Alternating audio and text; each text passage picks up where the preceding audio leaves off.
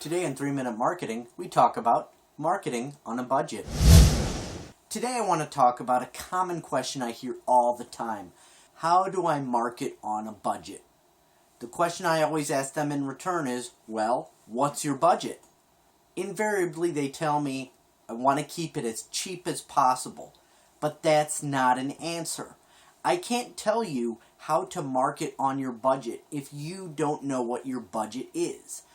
If you spend $50 on something and it makes you $65, and then there's something else that costs you $500, but it makes you $5,000, really, which one is more expensive?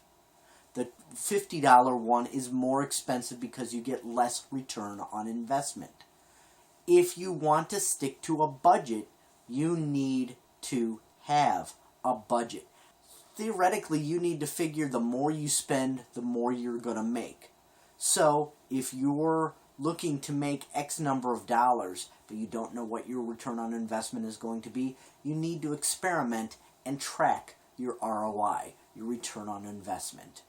If you just say that you want to go cheap, you might think, well, this might seem like a good idea because it's cheap, and you may bypass a great opportunity because you don't have a budget figure in mind. Figure out what your budget is, then explore options that fit within that budget. But you always want to track. You want to be aware of what is making you more money. If you're trying a couple different marketing things and some seem to work better than others, then you eliminate those others that aren't working as well and you pump that money into the stuff that's working well. You scale it up as much as you can. But you have to track everything. If you're not tracking, if you don't know what your return on investment is, then you're going to lose. But you probably want to know, well, what are some simple, inexpensive marketing techniques you can use? Well, number one, business cards. Business cards are cheap, and you can turn them into a mini brochure.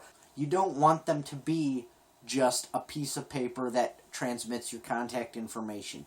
Make them part of your sales funnel. Make them drive people to your website. How about putting flyers up in places that your ideal customer hang out? If you're in the health and wellness category, maybe you put up flyers in health food stores or at the gym. Think strategically. I recommend you check out J. Conrad Levinson's series of guerrilla marketing books. That'll give you some ideas as well. Hey, thanks for watching. I hope you got some great value out of this episode. Please do me a favor, hit that subscribe button, and check out some of our previous episodes. Thanks very much.